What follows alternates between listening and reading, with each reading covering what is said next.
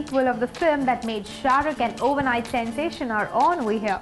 Though that was great news, we had to wonder, didn't SRK die at the end of the movie?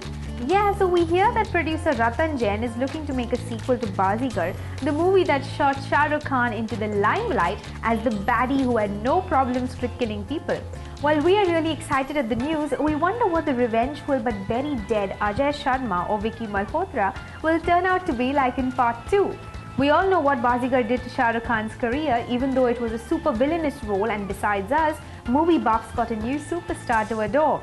The way he so casually tipped the unfortunate Shilpa Shetty off the terrace of a building was a class act, and we clapped heartedly, as did most of the movie-watching audience. But sadly, SRK died in the end, covered in huge amounts of blood and gasping his excuses with his last breath.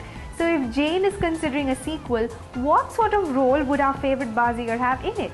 Jain says he does plan to do a film that takes part 1 further, but not without SRK, or at least his consent, but not immediately. He said he's thinking of Baazigar sequel, but not right now. He's busy with other projects.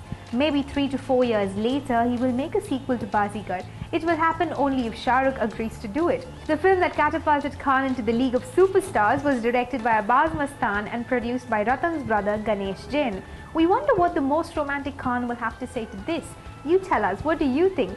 Should the Baazigar sequel be made, and what role should SRK play in it? More interesting, will Shahrukh be able to pull off a negative role after all these years of spreading his arms wide and singing love songs?